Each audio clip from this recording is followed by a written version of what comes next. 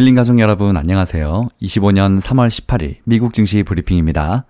뉴욕 증시가 이틀 연속 반등세를 지속하면서 지난주까지의 약세폭을 일부 만회했습니다. 도널드 트럼프 대통령의 오락가락한 관세 정책과 이에 따른 경기 둔화 우려에 급락했던 미국 증시가 어느 정도 회복세를 보이고 있는데요. 다만 다음 달 4월 2일 도널드 트럼프 대통령의 상호 관세가 발표되기 전까지는 증시 변동성이 여전할 전망입니다. 오늘 다우지수는 전장보다 0.85% 오른 41,841에 거래를 마쳤고 S&P 500 지수는 전장보다 0.64% 오른 5,675를 기록했습니다. 기술주 중심의 나스닥 지수는 전장보다 0.31% 오른 17,808에 각각 마감했습니다.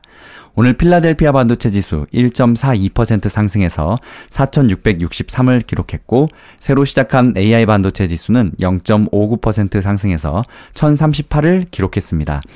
지수들이 모두 상승함에 따라서 월가의 공포지수, 시카고 옵션 거래소의 변동성 지수 VIX는 오늘 6% 가까이 급락해서 5.78% 급락한 20.51로 떨어졌습니다. 위험심리선인 20선 코앞까지 왔고요. 일주일 전인 지난 10일 27.86으로 마감했던 것에 비해서 26% 넘게 급락했습니다. 지난주 가파른 매도세로 증시가 낙폭을 확대했던 가운데 지난 14일에 이어서 이날에도 저가 매수세가 유입되면서 증시를 떠받쳤는데요. 미국의 경기 침체 우려가 지속되는 가운데 투자자들은 이날 다소 혼조된 정보를 담은 2월 소매 판매 지표에 주목했습니다. 미국 인구조사국에 따르면 지난 2월 미국의 소매 판매는 계절 조정 기준 전월 대비 0.2% 증가한 7,227억 달러인 것으로 집계됐습니다. 이는 전월 대비 0.6% 증가를 예상한 다우존스 집계 전문가 예상치를 크게 밑도는 감소폭인데요. 전년 동월 대비로는 3.1% 늘었습니다. 1월 소매 판매는 전월 대비 0.9% 하락했는데 이번에 1.2% 감소로 하향 조정됐습니다. 이는 21년 7월 이후 최대 하락폭입니다. 기대를 밑돈 지표에도 불구하고 투자자들은 하위 지표인 핵심 소매 판매가 전월 대비 1.0% 증가한 점에 주목했습니다.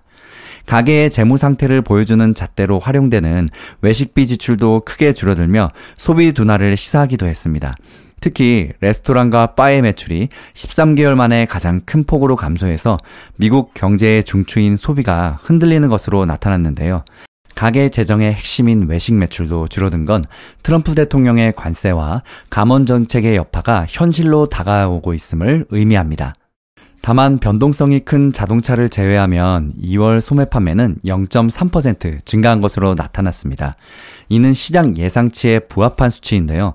자동차 판매는 계절적인 요인, 재고 수준에 따라서 변동성이 크고 한 번 구매하면 오랜 기간 사용하는 내구재라 이를 제외한 수치가 보다 명확한 소비 상황을 파악할 수 있습니다.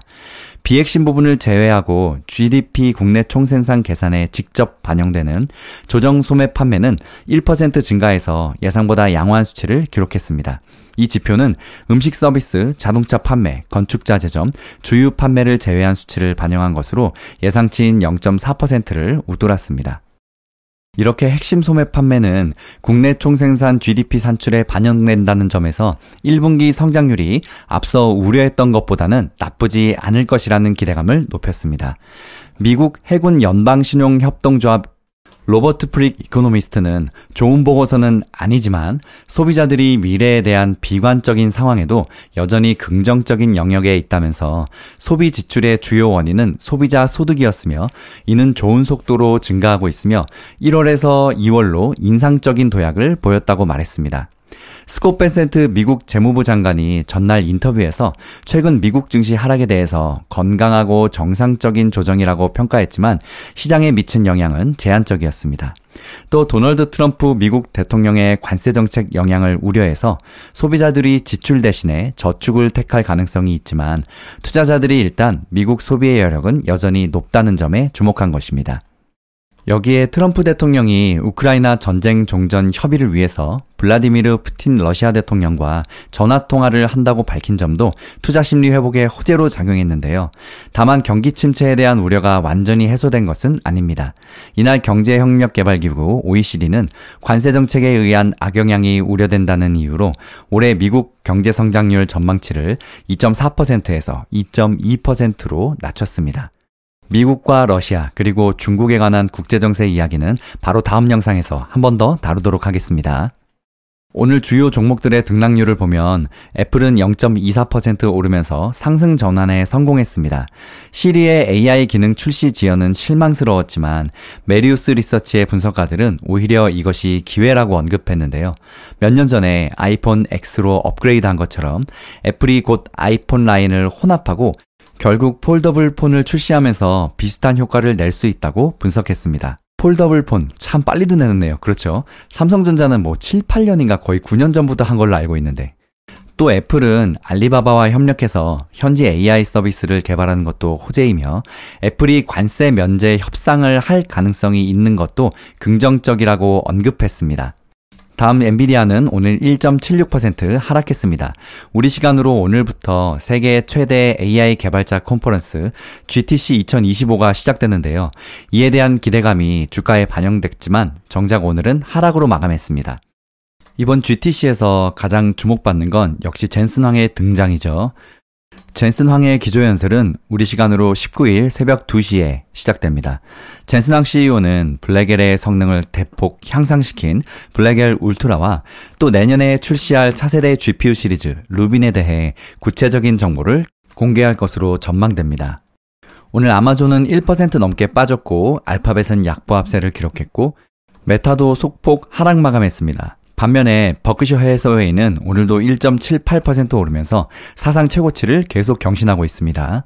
변동성 장세에도 그간 안정적인 흐름을 보였는데요. 최근 버크셔는 일본 종합상사 5곳의 주식을 매입해왔으며 2023년 6월과 비교했을 때 각각 1%포인트 이상씩 늘리면서 계속해서 지분을 확대 중에 있습니다. 그리고 오늘 테슬라가 5% 가까이 또 빠지면서 이제 매그니피센트 7에서 완전히 벗어난 포지션이 됐습니다. 이로써 주간 기준으로 무려 8주 연속 하락하고 있으며 최장기간 약세를 보이고 있는데요. 일단 먼저 판매 부진이 문제인데 특히 독일에서 가장 심각하다고 합니다. 설문조사 대상의 94%가 앞으로는 테슬라를 사지 않겠다고 언급했는데요. 또 월가에서도 목표가를 줄줄이 내리고 있는 상황입니다. JP모건, 웰스파고에 이어서 미주호증권도 기존 $515에서 $430로 낮췄는데요. 여기에 더해서 테슬라가 중국의 첨단 주행 보조 자율주행 소프트웨어인 FSD를 한 달간 무료 체험판으로 제공한다는 소식도 악재로 작용했습니다. 현지 경쟁력이나 수익성에 대한 우려가 커진 것으로 분석됩니다. 다음 영상도 이어서 계속됩니다. 힐링가족 여러분, 오늘도 행복한 하루 보내세요. 성공투자 파이팅!